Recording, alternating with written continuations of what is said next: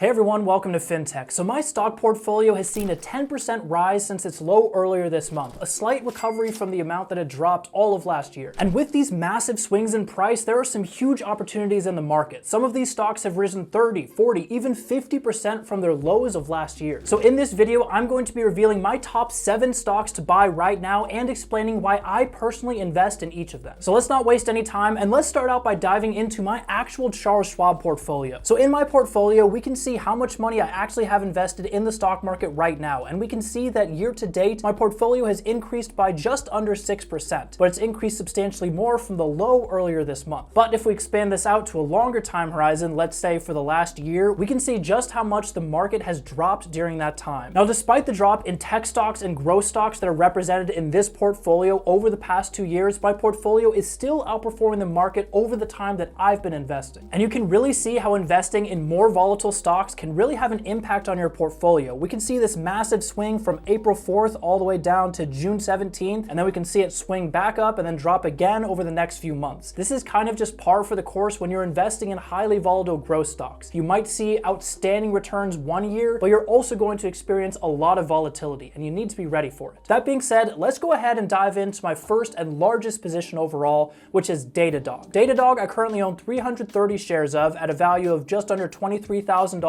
and that's off an initial cost basis of $32,000. So this stock has lost around $9,500 over the period that I've invested in it. And you can see that Charles Schwab gives this stock a D rating. In fact, it gives most of the stocks on this list either a D or an F rating, but that's because the way Charles Schwab rates the stocks is based more on a value metric and less on a growth metric. I've had stocks in the past that Charles Schwab told me were an F that returned 300% while I invested in them, like CrowdStrike. So I don't really put a ton of weight into Charles Schwab's ratings of these companies. So Datadog is a data company. They unite a company's applications, infrastructure, and security all through a single pane of glass, and they do it extremely well. We know this because if we take a look at their dollar-based net retention rate, it has been over 130% for the last several quarters. This means that even if Datadog didn't sell a single new customer, they would grow at 30% per year just by selling more to their existing customers. Datadog is also benefiting from a few broader trends in the market, including data and cloud. As more and more companies move into the cloud, they're going to generate more and more data that needs to be analyzed. And this coincides with the trend of companies just producing more and more data that they want to use to get value from it. They say that data is the new oil, but similar to oil, it's not valuable unless you can grab it, you can refine it, and you can actually use it for a useful purpose. That's what Datadog does for other companies. Datadog is also growing very quickly, growing 61% in their most recent quarter. And while this is a slight decline from the growth that they saw in some of their previous quarters, this is just because Datadog is reaching such a large scale that the percentage growth is looking smaller, even as the absolute growth is still continuing. So as more and more companies produce more and more data and need someone to help them analyze it for them, Datadog is positioned extremely well to take advantage of that growth trend. Number 2, we have Snowflake, which is another data company. I currently own 160 shares of Snowflake at a market value of around $22,000, and that's off an initial investment of just over $29,000. So this is also down around $7,500 overall. Now, Snowflake I did buy into a little bit more recently, so I basically bought it as it was on the way down, which is partly why this stock price has declined so quickly. I just had really bad timing on this particular stock. That being said, I still have a ton of confidence in Snowflake going forward. Snowflake is inventing what they're calling the data cloud, which allows them to manage access, building, collaboration, and monetization of other people's data. In the past, when people generated data, what did they do? They wrote it down on physical pieces of paper. Then that moved over into simple spreadsheets on computers. Then that moved over into more advanced databases, then data warehouses. Eventually, it moved over into the cloud. And now Snowflake represents the next magnitude leap forward of the data cloud. Snowflake is basically betting that companies want to focus on their business of doing their job and let Snowflake handle the complicated data handling. If every company can turn to just one single platform that lets them handle all of their different data needs at once, that is a huge win for the companies. Snowflake has also launched a product called Data Edges, where they actually allow different companies to share data with each other. Imagine two pharmaceutical companies collaborating on a drug. They can use Snowflake's platform to share data and develop that together, which means that Snowflake is extremely sticky because if your business depends on you sharing data with someone else, you're not just going to leave that platform without reason. Now that sounds like a good story in theory, but let's make sure the numbers back it up. If we look at Snowflake's revenue over the past several quarters, they grew 67% in their most recent quarter, which is a slight deceleration from what they saw around a year ago. At the same time, their remaining performance obligations has nearly doubled from what it was a year ago, meaning they are signing more and more valuable contracts where they haven't recognized the revenue yet. And most importantly, in my opinion, if we look at their dollar-based net expansion rate, which is basically how much money each customer is willing to spend next year than this year, they have a dollar-based net expansion rate of 165%. So if a customer stays on their platform next year, they're going to spend $1.65 for every dollar they spent this year. That is insane, which gives them a little bit of cash to work with if we do enter a recession, which is good considering they're not yet fully profitable. Number 3, we have Cloudflare, which I currently own 317 shares of at a value of just under $14,000, and this is similarly down from my initial investment of around $20,000, so it's down around $6,500 overall. Cloudflare is the company that makes the internet itself work better. They started out offering simple firewalls and CDN services until they eventually built out their network to cover the entire globe. They now have 11,000 networks over more than 250 different cities across the entire world, and they use this network to launch new products over time. In fact, Cloudflare is probably the most innovative company that I have on my list. They are continually launching product after product that makes their customers' lives better. Here's just a list of all the products they have on their site right now. Cloudflare is basically becoming like another cloud provider like Amazon or Microsoft or Google. And one of the reasons they've been able to do this is their rock solid growth rate over time. If we look at Cloudflare for the past half a decade, they've basically grown at 50% per year every single year for the last 5 years. And while doing that, they've managed to maintain very high adjusted gross margins of close to 80% every single quarter. Now, Cloudflare's biggest drawback, in my opinion, is they are not yet generating positive free cash flow and they are not yet profitable, though they do plan to become profitable in the near future. Leadership has also forecasted that over the next 5 years, the company will 5x in size. So for a company that has a really strong leadership team that has executed well in the past and is in an industry that is growing extremely quickly like the cloud, Cloudflare is positioned extremely well for the future. Number 4, we have SoFi, which I own 1,900 shares of at a value of $10,000 roughly, and this is off an initial investment of $12,000. So it's only down a little bit, around $1,500, though it is still down. And that's because in SoFi, I invested most of my money in it recently. So SoFi is really 3 businesses in one. They have their lending business, their financial services, and their technology platform. SoFi's financial services include everything that you've probably heard about the app. It includes their investing account, their checking and savings account, the SoFi credit card. All these different services basically appeal to millennials and Gen Z and act like a top of sales funnel, where once a customer uses one of them, they'll start branching out to more of them and eventually be funneled into more valuable areas of the company, like lending. SoFi's lending business is really the cash cow of the entire company, and it's where they make most of their money. Now, SoFi used to focus solely on student loans, but after the pause on student loan payments, they quickly pivoted over to personal loans and mortgages. And so when student loans eventually resume, if that happens anytime soon, that will be a big benefit to SoFi. And in the longer term, SoFi has their technology platform, where they're trying to build the AWS of fintechs. SoFi's technology platform includes their Galileo acquisition, which they bought for around $1.2 billion a few years ago, and they currently have 124 million users of the Galileo payments processor. SoFi is essentially building the backbone of fintech companies that they can then sell to other fintech companies. Robinhood is one example of a company that actually runs on SoFi's infrastructure. And while that technology platform isn't really a short-term play, that's much more of a 5-year plus investment time horizon, SoFi is actually the only company on this list that I actually expect to do well in the very short term as well. If we look at SoFi's stock price right now, they're trading at around $5.64 a share, which puts them at a market cap of $5.24 billion. But their actual book value in the company is almost this exact same number, which means SoFi is being valued as if all its individual parts are just as valuable separate as they are together, and completely ignores the fact that SoFi has several virtuous cycles working within it, such as the ability to transfer customers from their financial services to lending, or their ability to build a walled garden of products, similar to what Apple does with their products in tech. Once you enter the SoFi ecosystem, it's just easier to use the rest of their services than to go outside, and SoFi gamifies this by offering points for people, offers things like points that you can use to invest in stocks when you pay off your loans on time. In my opinion, it is the way of the future. And the only question is, will SoFi survive long enough to achieve this future, or will it run out of money? And I'm actually going to release another video talking about that second point in a couple weeks. Next up, we have ZScaler, which I currently own 82 shares of at a value of $9,000, and that's down from an initial investment of $19,000. So it's actually down the most overall at down $10,000. Now, ZScaler is a security company. They offer something called zero trust security. If you think of a traditional security model, you basically build a firewall around your entire network and you try to keep the bad guys out. But once they get over the firewall, they basically have free access to everything. ZScaler is changing this by using zero trust security, where every application, every computer, every person on the network has to authenticate before they do anything. And what's important about this is the architecture that most companies moving to the cloud are using. So as more companies move to the cloud, more of them are going to be looking for a solution like Zscaler's. And Zscaler is basically universally recognized as the leader in zero trust. Just as one example, Gartner said they are a leader in the 2022 Magic Quadrant for Security Service Edge. And we can see plenty other examples on their website from companies like Microsoft, NIST, and Glassdoor saying how effective Zscaler is at doing what they set out to do. Like most of the companies on this list, Zscaler is also growing extremely quickly. They grew 54% in their most recent quarter, and they are now producing over $1 billion per year while growing at that rate. And at the same time, they have extremely high adjusted gross margins of over 80%, and they're throwing off some crazy free cash flow, almost $100 million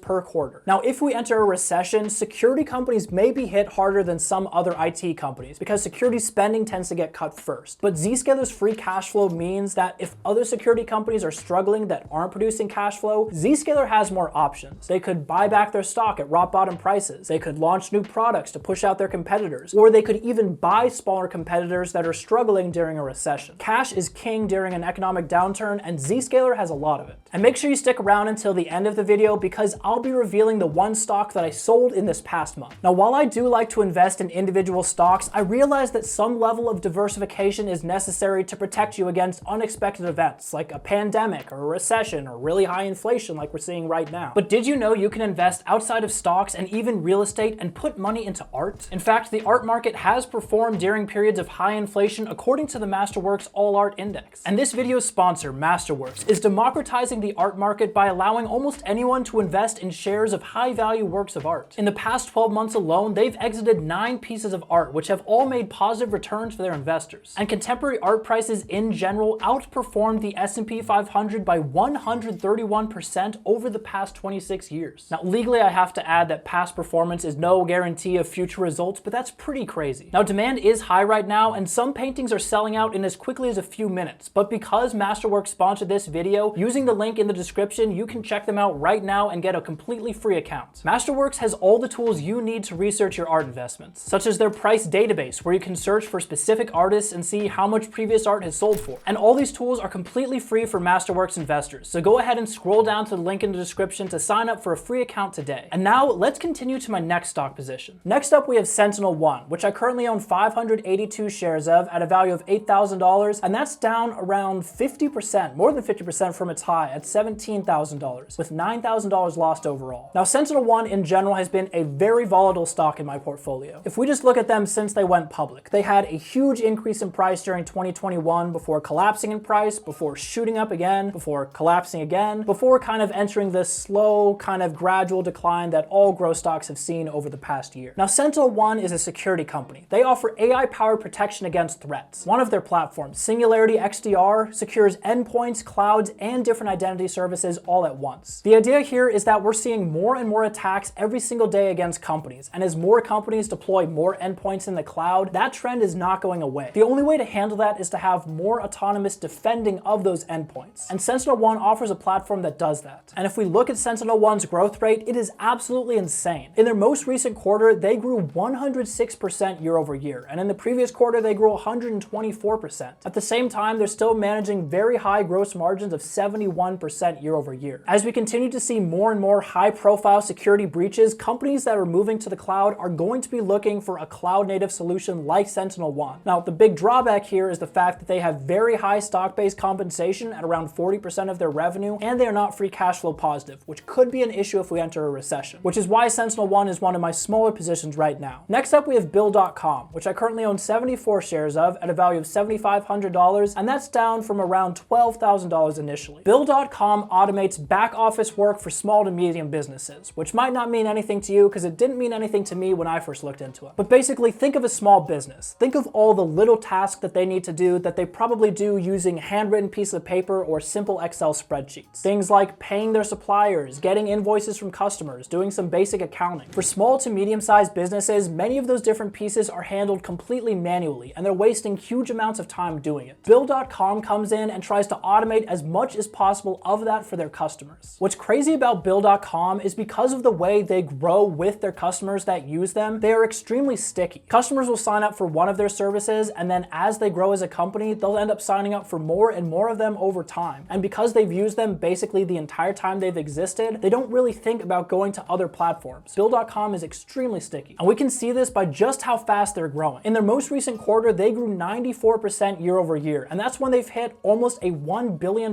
per year run rate. At the same time, their organic revenue, so that cuts out any acquisitions they had, still grew 83% year over year, which is actually an acceleration from what they saw before. Bill.com currently claims that they're really not facing that much competition. They're basically going after a greenfield opportunity, which means customers that don't really have another competitor that they're looking at. And so Bill.com is able to grow very, very quickly as they continue. Now, we do know that more competition will inevitably enter this space when they see how much money Bill.com is making, but in the short term, they seem like a pretty safe place to park some of my money. So if you've been counting, that was 7 stocks, but I told you that at the end of this video, I would also let you know one stock that I sold in the past year. So let's get into that now. The one stock that I sold this month was Upstart, which I used to have 124 shares of at a value of just under $2,000, and that was off an initial investment of over $28,000. So this was by far my biggest losing stock of all time, at down $26,000 in total. So why was that? Well, Upstart is an AI company. They offer AI-powered lending. So if you think of a traditional FICO score model, lenders look at one number to determine if you qualify for a loan, your FICO score. But Upstart replaces that one number with an AI model that factors in thousands of different data points and is able to much more accurately determine how risky a person is. Now, you might think with a stock chart like this that shows their drop from October of 2021 until now, where they've dropped 95%, that something must be wrong with Upstart's product. But in reality, their AI model works perfectly. Upstart has shown that their loans are lower risk and can offer better returns to people who buy them. So why then did Upstart drop so dramatically? So essentially, once the economy started sliding around 2021, Upstart was hit extremely hard by the macro environmental conditions, and their leadership was much more tech-focused and didn't really have a lot of experience in finance. This lack of experience resulted in the company losing out on a ton of money, to the point where they're now holding loans on their books that actually lose them money every single quarter. This is from a company whose entire business model was to generate loans and then sell them to other businesses, so it never needed to sit on their books in the first place. And if we look at Upstart's revenue growth rate over time, we can see how this story played out. A year ago, they were growing 250% year over year, then 248%, then 154%. But then the story changed dramatically, with their growth rate dropping to 18% in the quarter around 6 months ago, and then dropping to negative 31% in their most recent quarter, meaning the company is shrinking. And during that time, they also saw their earnings before interest, taxes, and deductions going from a high of $91 million to negative $14 million in their most recent quarter. And at the same time, their stock-based compensation went from a low of 8% to as high as 24% of their revenue in their most recent quarter. This is a classic example of a company that has a really good story behind it and supposedly a really good product, and yet the numbers backing up the company do not support that story. At this point, investing in this stock would be just hoping for a turnaround in the company. And you know what? There is a chance that that happens. I don't know what the odds are, maybe 50-50, but the issue is I'm a growth investor, and I like to invest in companies that are already doing well. By investing in a turnaround stock like this, it's just going to be a distraction and ultimately make my entire portfolio perform worse than it would have otherwise. And so that's why I sold out of Upstart this month. So don't forget to check out Masterworks using the link in the description to completely skip the waitlist and start investing in art today. Also, don't forget to subscribe and maybe share with a friend, and I'll see you next time.